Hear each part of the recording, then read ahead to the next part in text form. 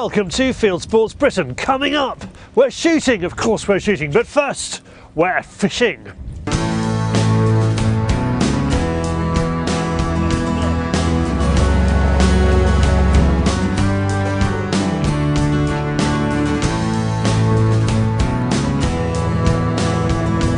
We've invited a few friends to join us swapping guns for rods on a seawater fishing trip.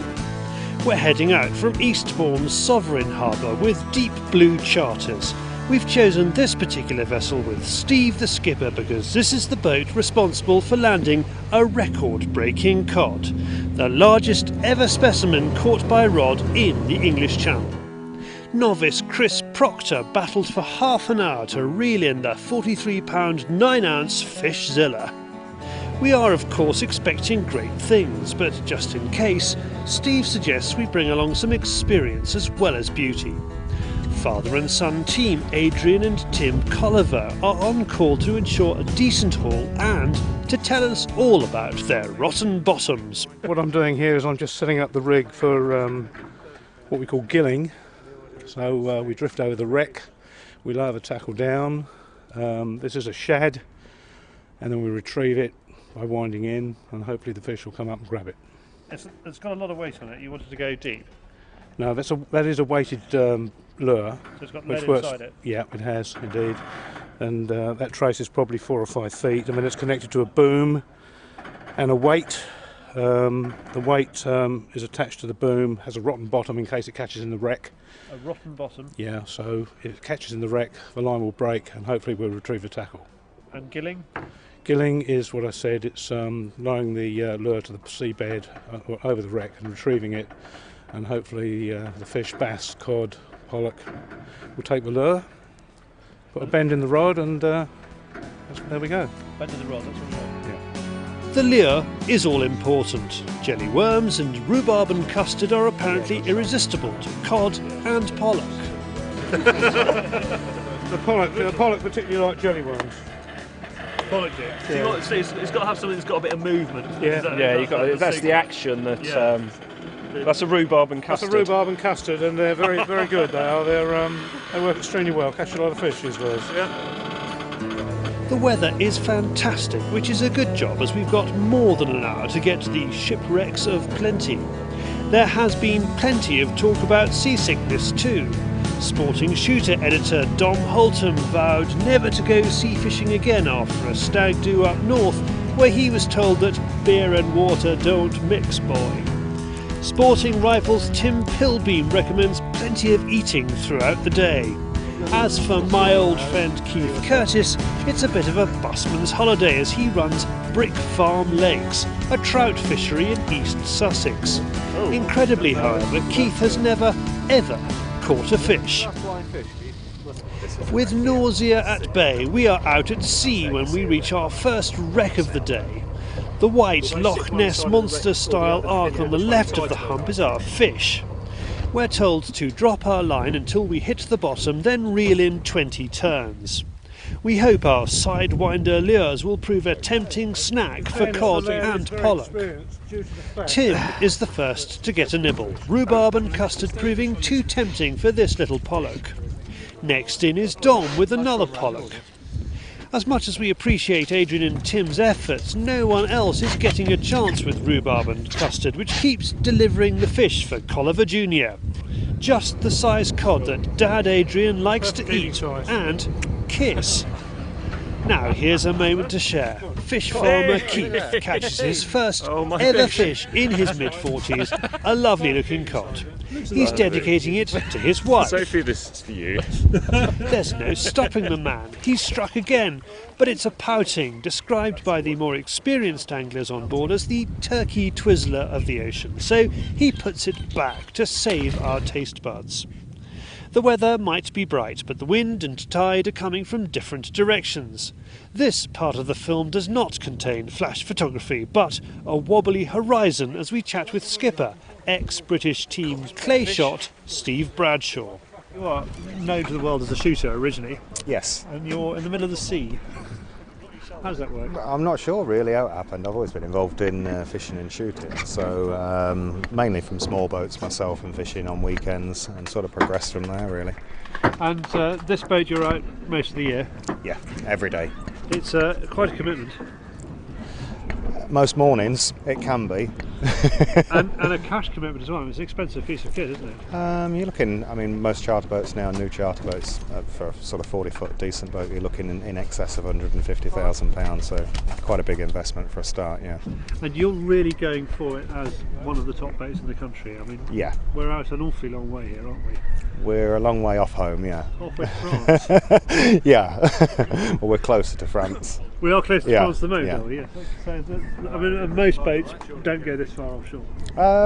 Some of the top boats will, yeah. Most, I wouldn't say most of the top boats, but a lot of the top boats will certainly, put the mileage in to get customers fish. And what has this yielded? What sort of records have you pulled out?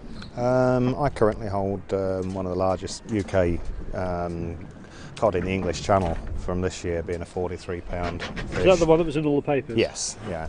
Then I've had a good season, a good start to the season with lots of double figures in well into £30, lots of fish around 30. One previous that 36. A lot of good fish. And is this about getting people who never fished before into fishing? Yeah, for sure. Yeah, definitely. It's one of the sports that you just never know what's going to happen. Shooting. Pretty much, in a field of shooters, your top 10 shooters will always come out at the top all the time, but with fishing, you just never know what's going to happen. While we've been chatting, Dom's been catching. He's got a cod, which means he's stopped thinking about being sick. On a day like this, when it's sunny and it's warm and it's not too rough, but I've had some bad experiences. I won't lie to you, David. It can be pretty unpleasant, and I'm pretty fearful that I may vomit before the end of the day. The other members of the party are faring better, even though not all are having the same success as Dom.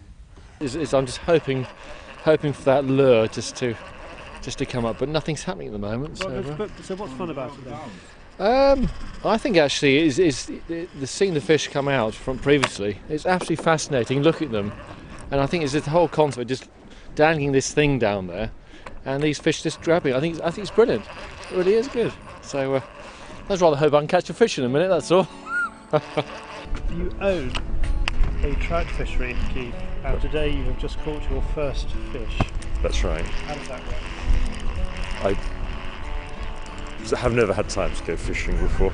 Is it a very high-powered, high-intensity job running a trout fishery? It's a busy time, yeah. It's a busy place to run. Well, I have to give all my attentions to the fishermen. Tim is now on fire, 3 fish in quick succession, and Dad is starting to feel the pressure. Caught by my boy again. By Adrian and Jonah. I think it's 6 or 7-0, Dad, isn't it? Yeah, what a bloody white. We move to another couple of wrecks and get some attention from the gulls and a low-flying gannet as Adrian guts his, or should I say Tim's, catch. We're making our way back to base and have one last spot to try. Adrian is drinking at the Last Chance Saloon, but manages to save face with a codling. After many hours of blanking. Shut it. Shut it, you tart. There you go. That's my tea for tonight. Once we're back inside Outer Harbour, a match debrief with our experts. Tim, you had a pretty good day. Yeah, not bad. Half a dozen or so. You couldn't go wrong. I mean, every time it hit the water. One of those things, just trying to ring the change a little bit with the lures. Mixture of, I think it was, a couple of pollock, the rest were cod. Yeah, I think, bit of a mixture. You used different lures. Yeah, started off with the shad. Started off with the rhubarb and custard. Had the first 3 or so on that. Probably lost it. Yeah, the fish. He's not bitter, you know. No. You can tell he's not bitter. Well, the fish came quite early. I think how many wrecks? 3 wrecks we fished today. Yeah. First wreck produced the majority of the fish quite early on. I don't know if they got spooked a little bit after we'd been on there for a while. Tried a couple of other wrecks, and you pulled one out the bag very last. Yeah, last knockings. Last knockings, This yeah. didn't blank completely. Are you just glad you've taught him so well? Well, I think so. Speaks for itself, doesn't it? Like that. And there's a contour on the head here. Just keep the knife in. As we'll all be having a fish supper tonight, Steve gives us a quick demo of fish filleting so we don't make a hash of it later. It really has been a great day. Fish were caught and no one was ill. Dom is probably more relieved than most that we're back at the jetty. I did enjoy myself. Yeah, I was miserable and rather queasy for a lot of the trip, but yeah, it is great fun. I do love fishing, and I think, you know, for a group of mates to come and pay 40-50 quid a head and have a day out together catching fish and being able to take home you catch at the end of the day for a barbecue or whatever, I think it's a great way to have a day out doing something different. You know, and there are fishing opportunities all around the UK, different species, different areas. So yeah, it's a good thing to do. Support your local fishermen. Well, while we heave to and whistle for a win, let's head back to that landlubber, David, on the Fieldsports Channel News Stump.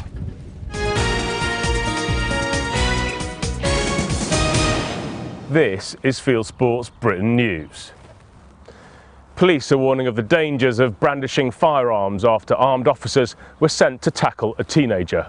The police officers were deployed in Inverness after a 15-year-old boy was spotted brandishing a firearm in public. The teenager caused fear and alarm to passers-by when he brandished the BB gun. The police said people who carry such items are not thinking about the possible consequences of possessing what to all intents and purposes is something that looks like a real firearm.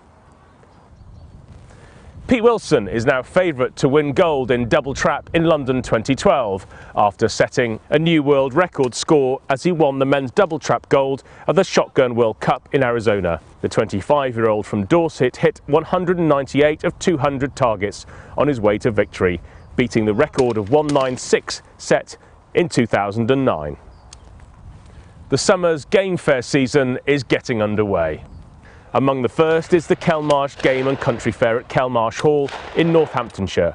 Among an international lineup of attractions, it promises gun dog events, a clay shooting festival, Gunmakers Row, Air Gun Expo and Fishing Village. The two-day fair's on the 21st and 22nd of April. For more information, visit countrymansfairs.co.uk. And finally, how about this for a very lucky escape? The pheasant not only survived being hit by a car, but also a 40-mile journey after it got stuck in the front grille. The bird is now recovering at a wildlife rescue centre in Gloucestershire and will then be released back into the wild. You are now up to date with Fieldsports Britain News. Stalking the stories, fishing for facts. Thank you, David. Now, harrying the wildlife, it's Team Wild TV.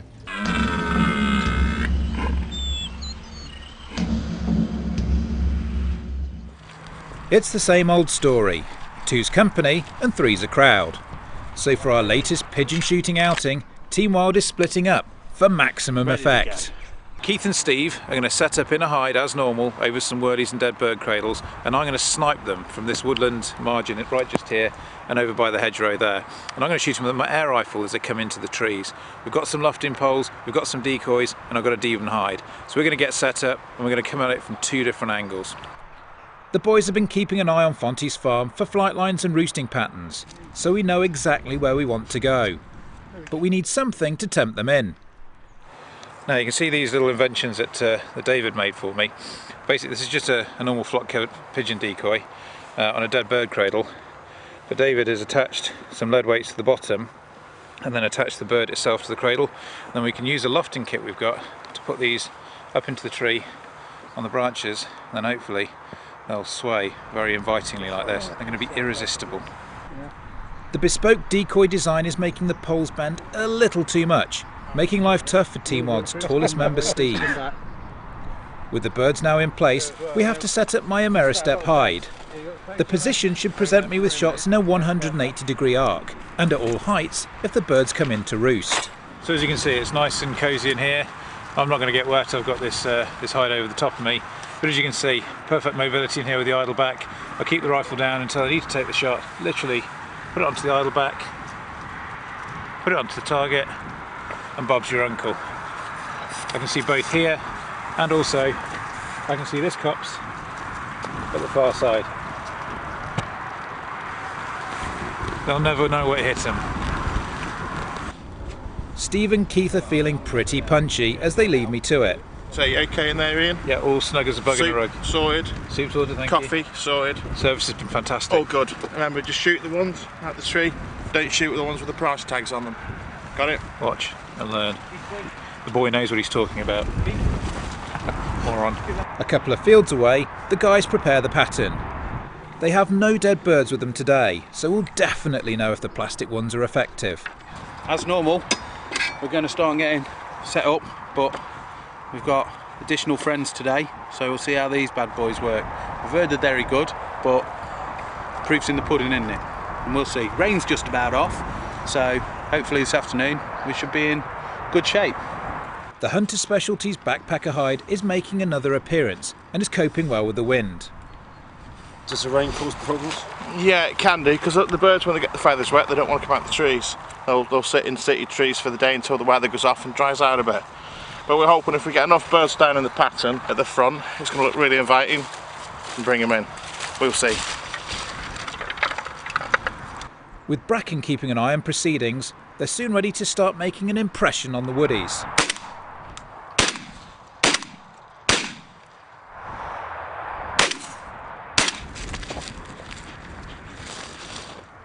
Within a couple of hours, there's a massive pile of birds at their feet. Keith has even bagged a crow. How do you reckon he's going on, bud? I've been watching that tree where he's been sat under and there hasn't been much going into it at all. He'll be alright. Hang on, coming over, it's left over the magnet. Got it. Another one, kidder. He'll be alright. It's got a big flask of coffee in there anyway and a flask of soup, he'll be fine. Am I in now, yeah? Yeah, it's empty, there you go. Is that another box of cartridges gone? Yeah, it is, yeah. Bloody hell. I was never really going to compete with the boys today, and I don't know if the number of shells being put through the arm-sand shotguns is for my benefit or the pigeons. I do manage a few birds, both from the hide and a brief stalk across the field, but I'm dreading the call from Keith. Hello. Yeah, how you doing? How you getting on? Yeah? Yeah, we have. Yeah, we've got one or two. Yeah, you heard us popping away. Yeah. Well, you want us to come over with a dog for picking up? No. Okay, you're gonna come over here. You're gonna bring yours over here. Yes. Okay, buddy. Okay, yeah. Let's bring the truck. Do you want Steve to bring the truck? No. Okay. No. Okay. Thanks. See you in a bit. To that. It's cool. He's gonna come over what he's shot and add them to the pattern. He's gonna add them to what he's got here. I have to see it to believe they've done so well today. How are we doing then, boys? How you going on? Yeah, not too bad. I've got three. Three? Yeah. How about you? How'd you get on? Oh, it's done alright, boy. 124 and a crow. Very important, that one crow. Blimey. So it looks like my hide idea didn't really work. I think your decoys seem to win today. I'm going to put mine right at the front if that's okay. Yeah, that's fine, mate. Nah, that looks like a proper day's pigeon shooting. That's so funny. It's a good full management trick. I suppose there is one benefit of using the air rifle. At least I haven't got to tidy up all those shells at the end of such a good day.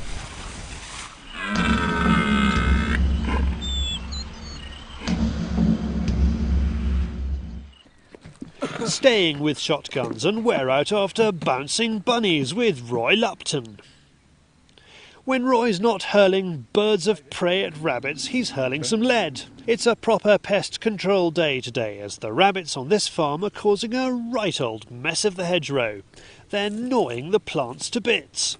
We've got a nice set of earths here running along some hedgerows, and we've been asked by the farmer just to have a go and see if we can clear some out. Because it's quite tight and we're very near to fences, rather than using the hawks, we're going to do it Elmer Fudd style today, and we're going to do it with a shotgun. So hopefully we'll get a few bolting out, and we'll see if we can bowl a few over. So stock the freezers up for rabbit pie for the summer. Ferrets are key today, but they can be frustrating. Either they want to have a potter with no real passion for hassling those bunnies, or they decide they won't come back, or they're looking to drag the shot rabbit back into the berry.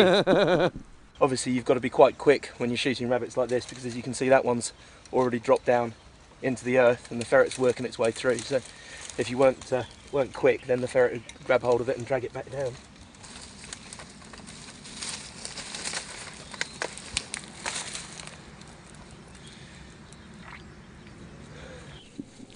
Ian is just in time, but this one's not keen to let go. A bolting rabbit is great for honing your reaction time. That top corner, if you're lucky, you might hear a bit of a scrap before the rabbit finally breaks cover. Yeah. The boys are not missing many, and Roy thinks they have the perfect strategy, considering the thickness of the cover above the holes. That's the other good thing about bolting rabbits to the shotgun, is that you're not making a lot of disturbance setting nets. I mean, you really wouldn't want to try and set nets in there. And so, you know, because you're not making any disturbance, the ferrets are just going in. It's all very quiet, apart from me making a load of noise talking to camera. So hopefully, you know, it's proven itself already. The bolts are a lot cleaner.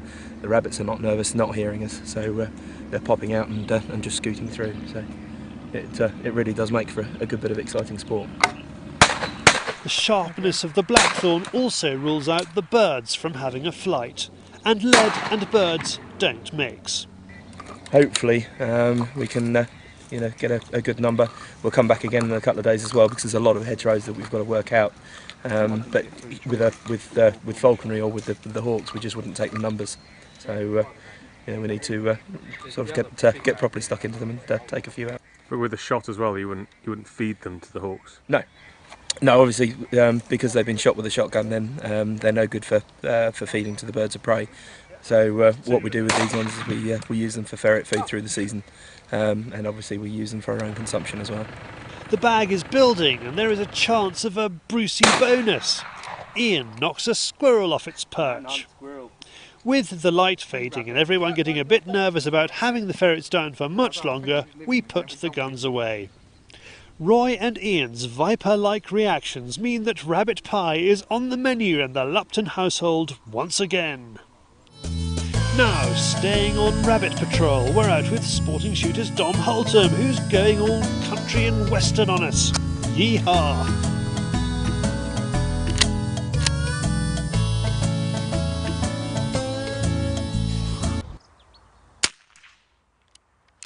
Okay, so this is a Browning BL22 underlever, kind of very traditional American style underlever rifle, 22 caliber. It's got a 15 shot magazine. If you're using 22 long rifle, it will take longer cartridges, but obviously that reduces the capacity of the magazine. Traditionally it would have been used with the open sights, but we've fitted a little Bushnell 4-16 by 40 Bushnell banner scope, which is parallax adjustable. It's got an illuminated reticle. It's quite a high-tech bit of kit for a rifle like this, but just to try and improve the accuracy. It's not a target rifle. It's not going to be as accurate as something like an Anschutz bolt action, but fast action, lots of fun, great for plinking, and hopefully once we've got it set up, it's going to be accurate enough for a little bit of rabbit bashing. If it's not, well, the rabbits will survive the night, because if it won't hold a group, then we won't be going out after them. But it's a really pretty little thing. It's ambidextrous, so ideal for cack-handed shooters like myself.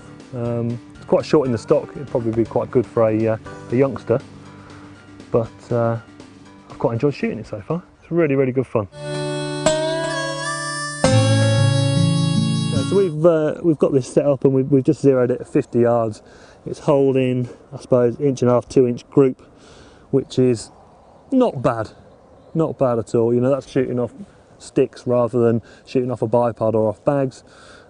It's again not a patch on a European bolt action, but good enough to go and have a crack at some bunnies, I reckon. So let's go and see if there's any about. So before we head off and try and pot a few rabbits with the 2-2, the landowner has asked us to see if fox has been causing a bit of trouble with his chickens. It's been using this field at the same time of night for the last couple of 3 nights, so I chucked the 243 in because it's got a bit more range. I don't really like shooting foxes with a 2.2 unless they're at very, very close range. I don't really think the round is up to it, so obviously with the centre fire we've got a much better chance. Hopefully he'll come down the field a bit. Shall I wait till he gets closer?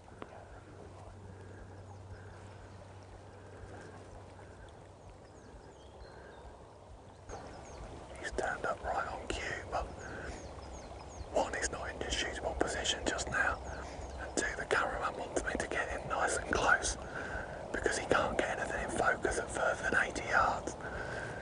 But that's lucky because I can't shoot anything at further than 80 yards either, so hopefully he'll come a little bit closer.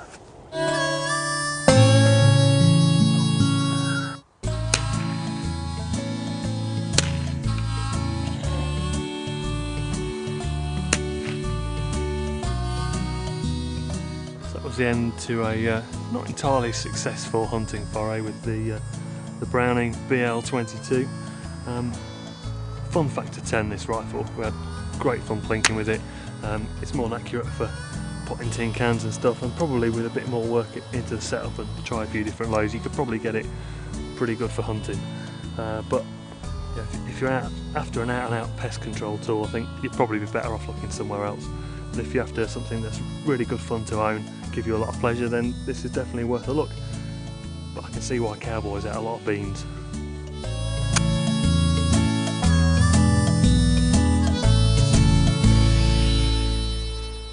Well, we're back next week when the show will be coming to you from Africa. Now, if you're watching this on YouTube, please don't hesitate to hit the subscribe button that's somewhere in the sky above my head, or go to our website, fieldsportschannel.tv, scroll down to the bottom and there's a box. You'll be able to put your email address in there, and we'll be able to contact you every week about our programme that's out 7 PM on Wednesdays UK time. Or click to like us on Facebook, follow us on Twitter, same thing. This has been Fieldsports Britain at the end of a lovely day's fishing. I know a girl like this.